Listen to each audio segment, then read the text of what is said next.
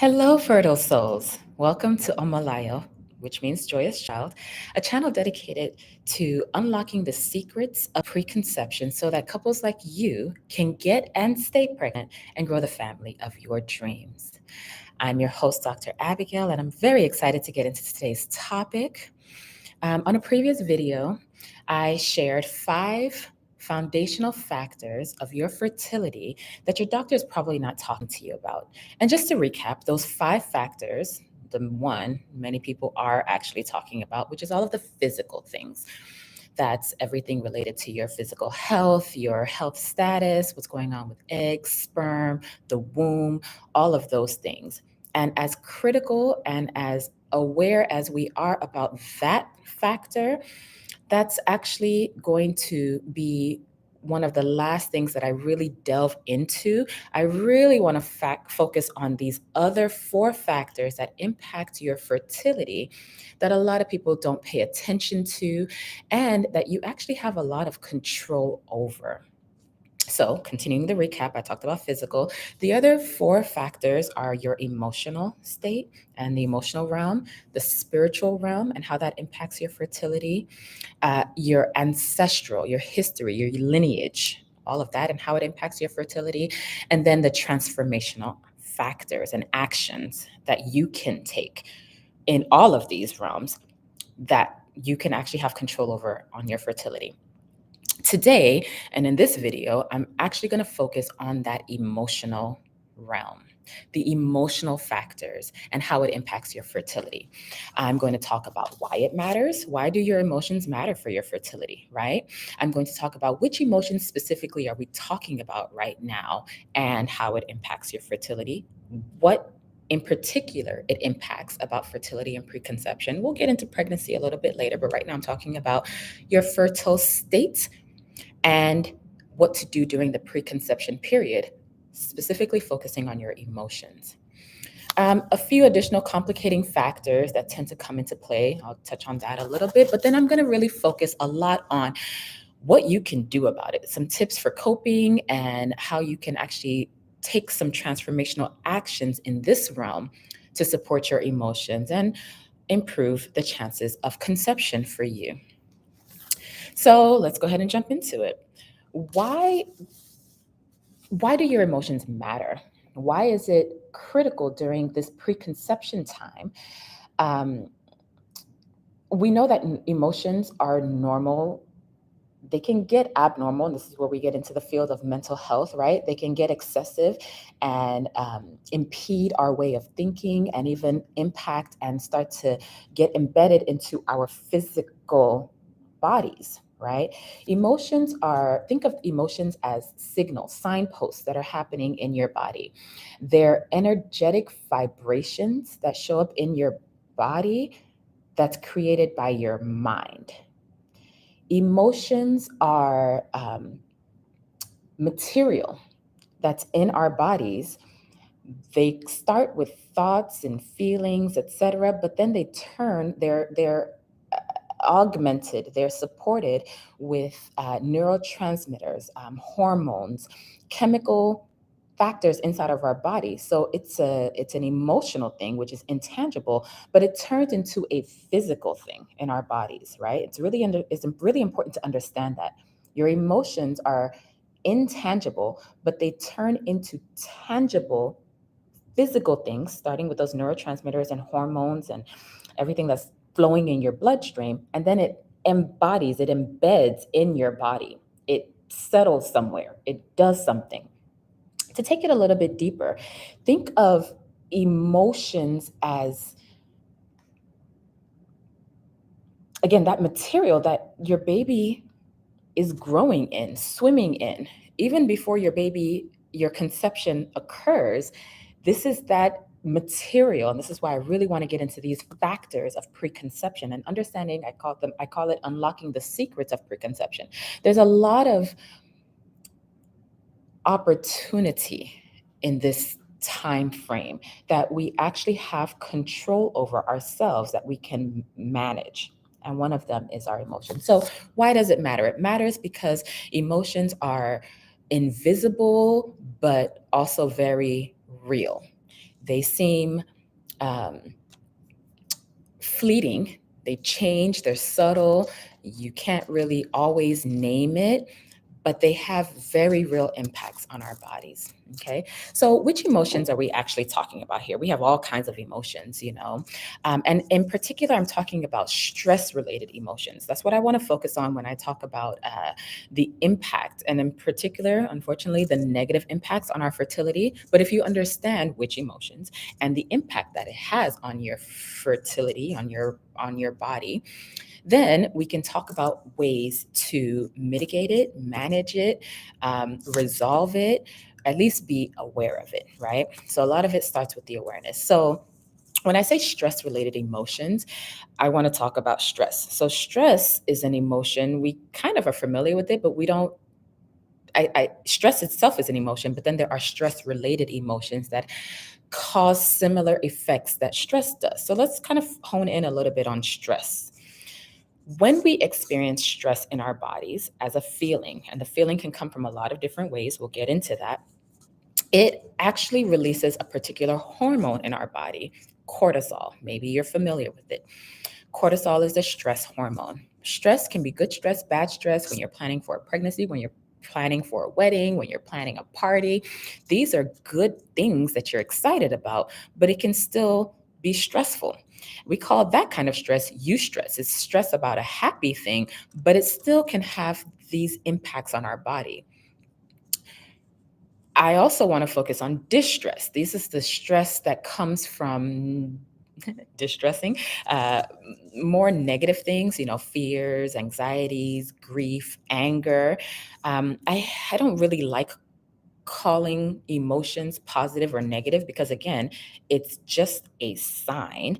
It is a signal, it's a signpost. It is something that gives us information about something else that's going on in our bodies. Okay. And when we can unravel that and unwind it and tease it apart, we can usually do something with those emotions rather than letting those emotions do something to us.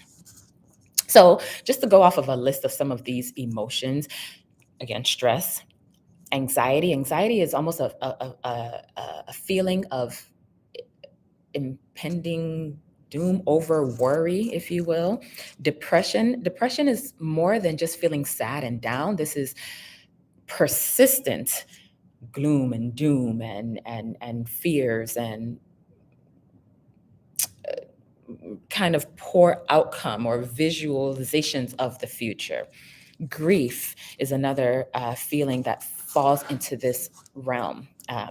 Loss, it can be grief from loss of a previous pregnancy, grief of loss of time as you're trying to plan for this pregnancy, mourning, different types of things. Irritability. Sometimes we get irritated at the fact that this is taking too long, or I don't know what's going on with my body. What's the problem? Worry. Will I get pregnant? Can I get pregnant? What's going on with me? What's going on with him? What is going on here? The worry itself and the constant thinking can cause some emotions that settle in our body. Confusion, just not understanding what's going on, whether it's the medical jargon that people are throwing at you, or just not really understanding what's going on in your body. Why is my body behaving this way? Why is it not behaving that way?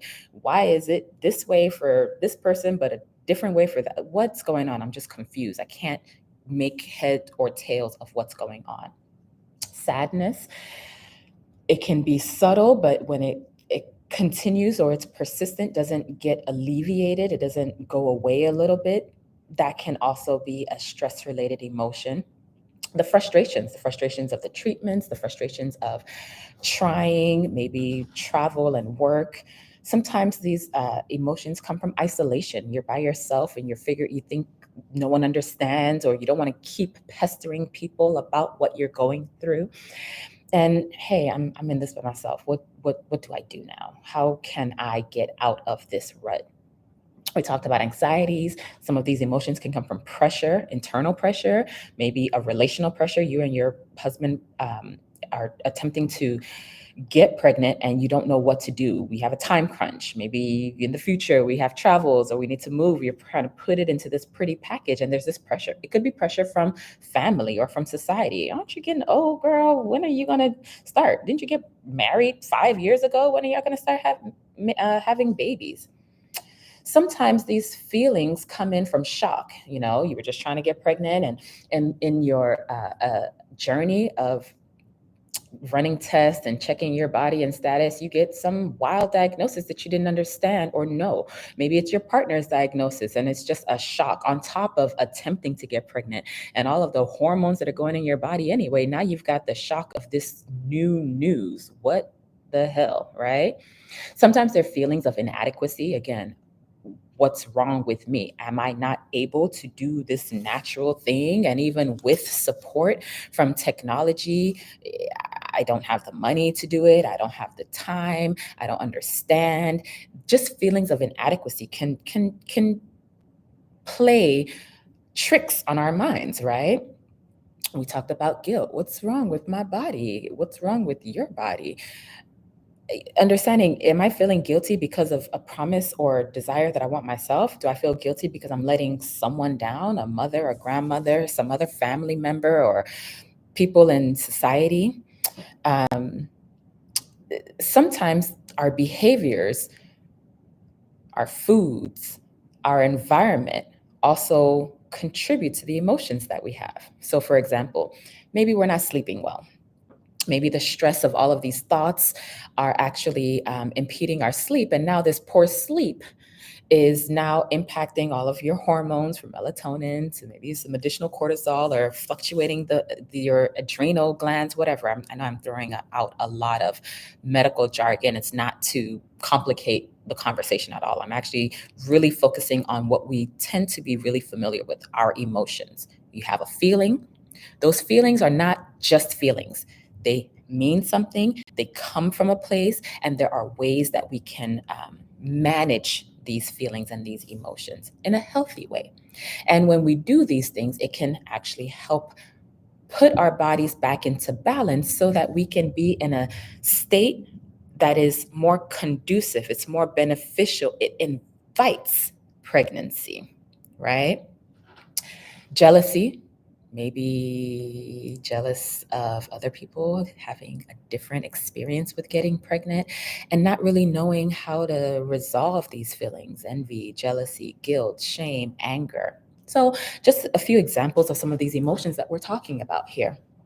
So, we talked about why it matters. We talked about which emotions, these stress related emotions. And now I want to talk about what exactly do these stress related emotions impact on our fertility. And they're really specific, right? So I want to talk about how it impacts the egg, how it impacts ovulation, how it impacts implantation, how it impacts the sperm.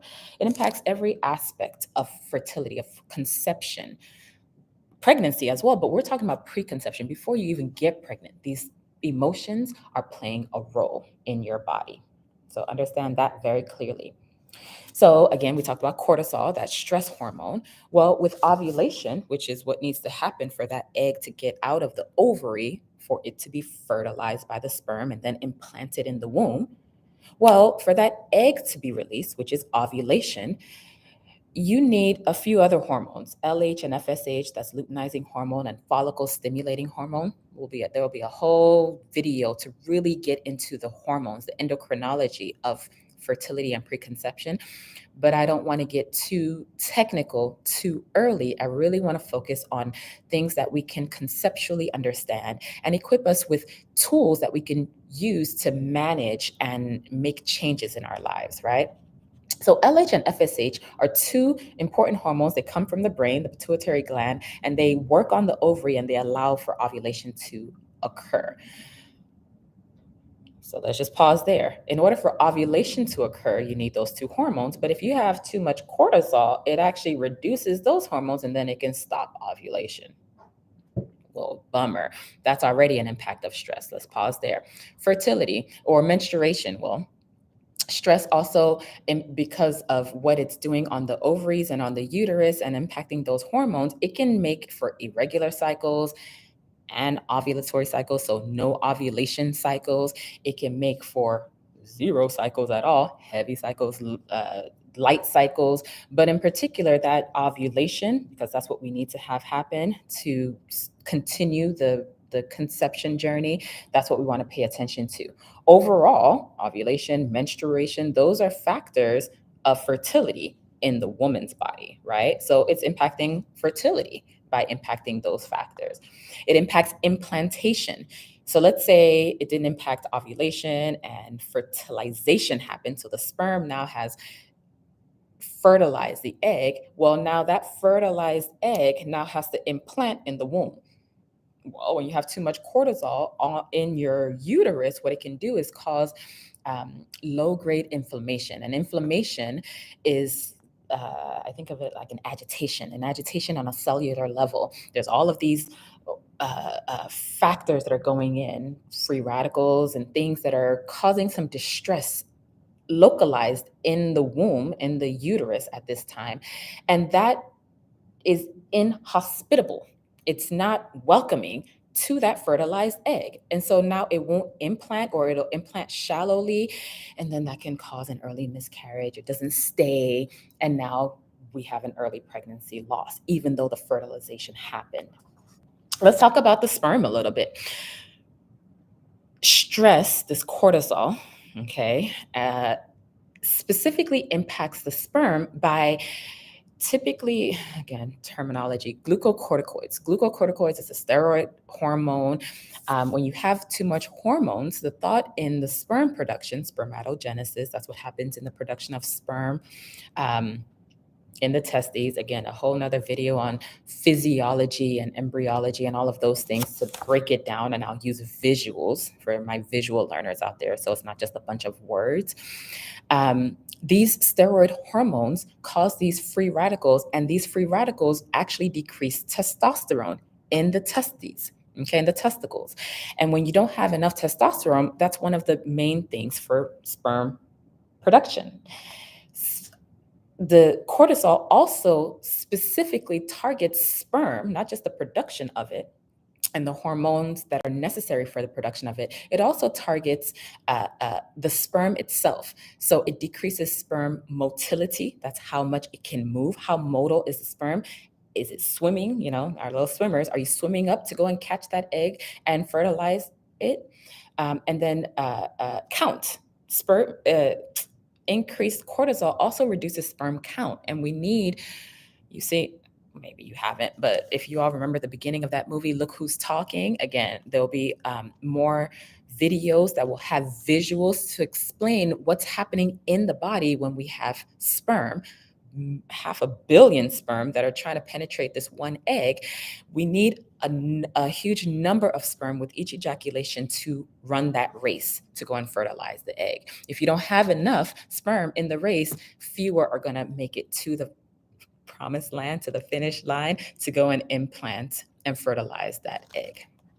All right. Those are a bunch of hormones. That's what stress does in the body. And there are a few additional things that also impact our hormones. So we've got the hormones that we have from how we're feeling, from trying, from society, from family, from our own thoughts, from relationships that we're having, but some things to also factor into that don't always come up when you're in your doctor's office or when you're figuring out what's going on with different diagnoses or medications that you're taking. Well, so that's one. The medication, right? Some medications, whether it's medications for other conditions or it's medications to attempt to get pregnant, so IVF, all of the hormones that we're giving, some of those medications also cause different fluctuations and changes in our hormones that impact our bodies. We talked about society. Are you getting old? Are you married yet? Are you single? What are the different things that are coming from outside, family and society, and all of those messages, all of those sounds and words that people say that gets in your head a little bit, right? The opinions of others, even your own self-induced opinions, where are they coming from? Is it helpful? Is it beneficial? How can we reframe those? I'm getting ahead of myself a little bit, but how can we reframe some of those opinions so that they can be more beneficial and helpful to us in our journey of conception, right? Time. Maybe you were good at the beginning of attempting, but after 3 months, 6 months, a year, 2 years, whoa, I'm getting tired. Time is going, and now my emotions are also shifting along. It was exciting at first, and now it's frustrating and irritating. What am I going to do with that? Some people have additional emotions because I'm actually not ready for this. I want to be pregnant, but I'm not ready. Maybe it's financially. Maybe I need to get my body right. Maybe I need to buy a house or all of these other things that we're planning. I'm not really ready right now, but the window is closed, or people are saying that I should be doing it now. Or, oh my gosh, look at my friends here. They're on baby number 2 or 3, and I haven't even started, and I'm older than her. Financial strains can be a problem. Expectations, our own expectations of ourselves, or expectations that other people have of us. Those things stay somewhere in our bodies, and we need to be able to process them or do something with them. Okay. So the main thing that I want to drive home here is the importance of, one, identifying what are the emotions or feelings that we're experiencing. I listed a number of things. Is it the emotion itself? Is it some additional complicating factor that's on top of that emotion or also causing that emotion? Usually it's never just one thing. It's a series of these things. So, one, identifying that feeling or emotion first. What is it about? What is the feeling? Where did it come from? And who is that emotion being directed at? I wasn't grammatically correct. At who am I directing that emotion? Whatever. So, let's use guilt. What is it about? Where is this guilt coming from? Am I feeling guilty, or is someone making me feel guilty? Who am I directing my feelings of guilt towards? Am I just beating myself up? Like, oh my gosh, look at you. You didn't get pregnant again this month. Or am I putting that guilty feeling at someone else? Look at you. We can't even have sex regularly because your libido is low. Or look at what's going on with you're not taking care of your body, and then you're making them feel guilty at someone else. Or is it a guilt that's being imposed on you from someone else? Did someone else put it on you? Anyway, so this is how we can start to identify what is the emotion, where is it coming from, and where am I directing the outcome of that emotion? At whom am I directing that? Okay. So now I really, really want to focus on what you can do to manage these emotions. You don't have to go through these things by yourself. You don't have to be in isolation. You don't have to just deal with the emotions. You definitely don't want to just ignore it, because they're having a real impact in our body. We can try to laugh it away, smile it away, pray it away. These things are all helpful, but how deep are the tips and strategies that we're implementing? Now, before I go into some of these really tangible tools, I want to identify. I recently had a conversation with a friend of mine who brought up the passive aggressiveness in a way that I'd never thought about before. So, one of the first tips that I want to share with you all, and I'm going to read off of this list, is to avoid passive aggressive behaviors. Stick with me here.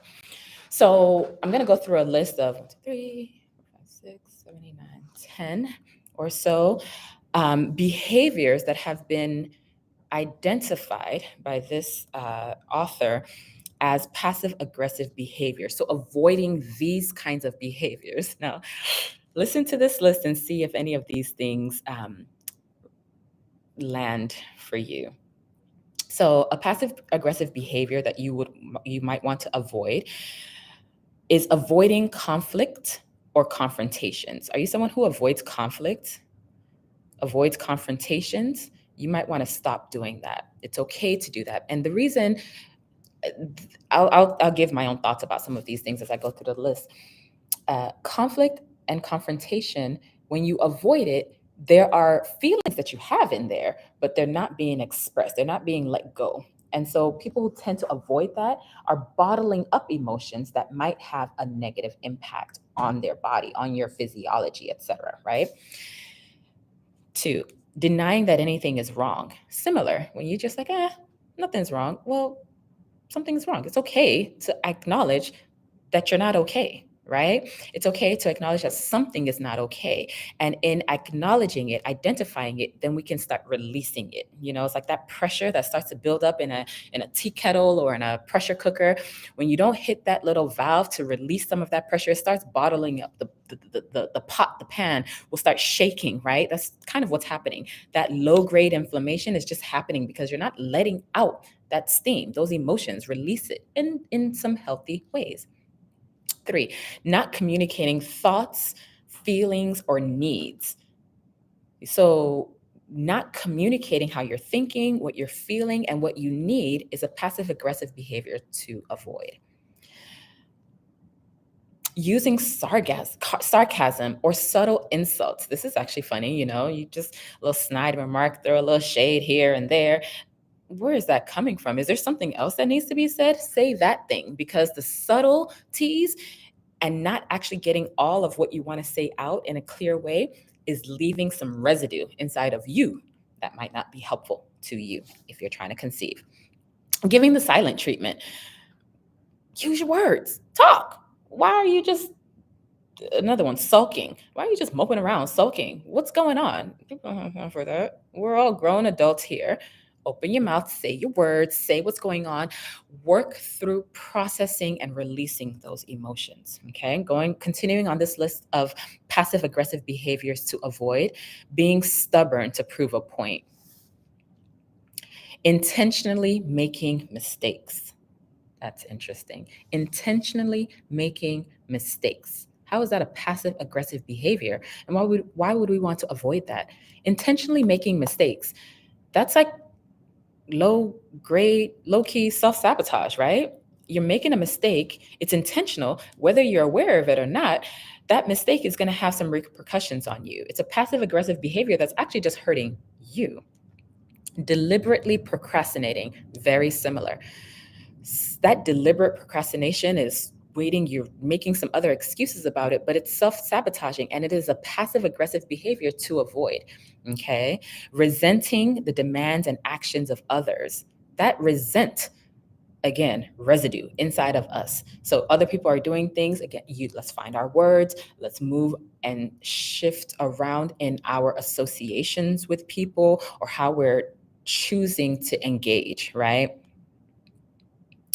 And the last one I'll add from this list is adopting a cynical attitude. That cynicism, that pessimistic outlook, that negative mindset, right, is a worldview and a perspective that is not very helpful to the state that we want to be in when we're thinking of generative things, creation, abundance, blessing, growth, manifestation. These are opposites, and we want to think more positively, behave more positively, be in light, um, visualize light, visualize happiness, fake it till you make it, even, right?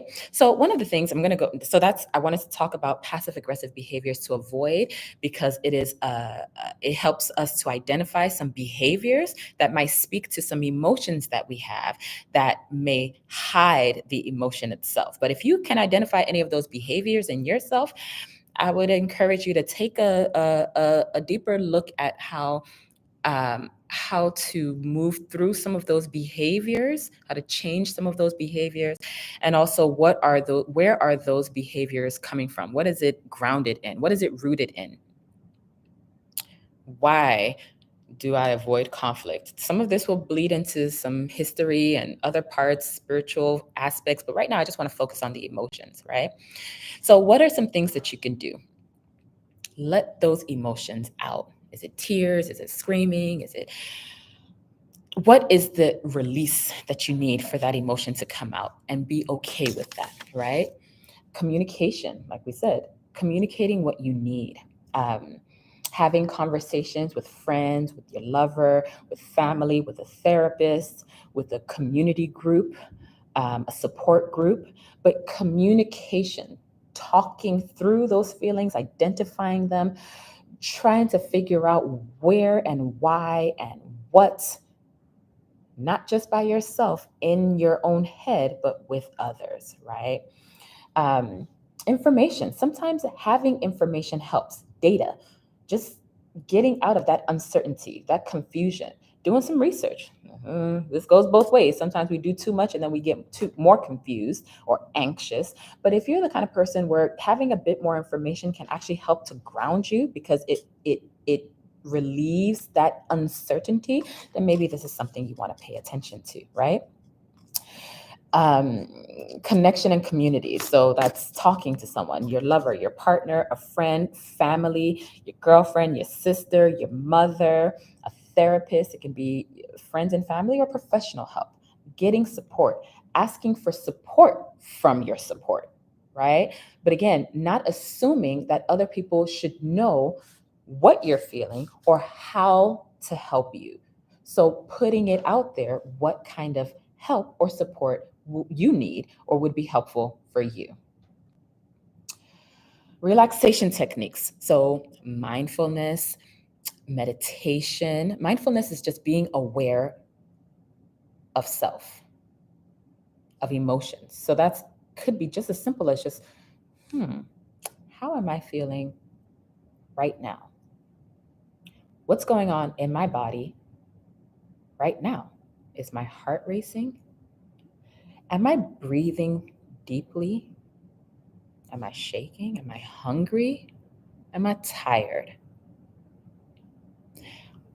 Who is impacting me? Why did my mood just change? Who entered into the room? What did I watch? What am I thinking? Just mindfulness. Sitting still, asking questions, surveying yourself, scanning your body, head to toe, physically, emotionally, just paying attention to your body as frequently as possible and what's going on in your surroundings.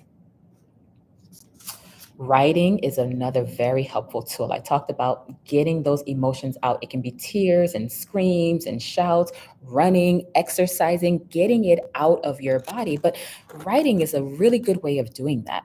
Just stream of consciousness writing, um, writing a letter, burning it, sending it, communicating, just getting it out of you. It doesn't always have to be out of you and towards someone else, right? It can be out of you for you, but out onto paper. Guided imagery. So you can do this yourself. You can listen to some meditations. I will be creating a channel here of different womb meditations, preconception meditations, prayers, things that you can repeat, templates to create your own. But in the audio, so in the words that you're hearing, but then also creating images. Can you see your womb? Can you see and visualize the ovulation that's happening? Can you visualize your endometrial lining thickening? Can you see your beautiful baby? Can you see your belly growing? Can you see your baby at 5, at 10, and how all of these emotions make you feel? So taking yourself on a journey, a visualization journey, a guided imagery to create the images that you want to see, and in so doing you'll also create the corresponding emotions that come with that positive imagery. We want to do a guided imagery of positive things here, right? Vacations, taking a break, taking a rest. These are just a short list. I'm already over 30 minutes. I don't want to take too much time, but I really wanted to take a moment to dive deeper into emotions and why emotions, this intangible realm, has a very specific and tangible impact on your body, on your fertility, on the conception process.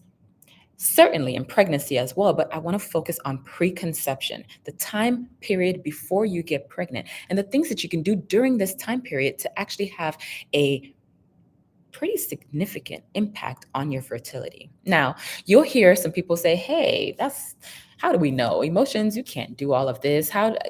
And my challenge to you, if maybe you're that negative Nancy and you're like, that doesn't work. How do you know? We can't prove it. I don't care about that research or those papers. Intangible things like emotions can't change, or it's not going to change my cells.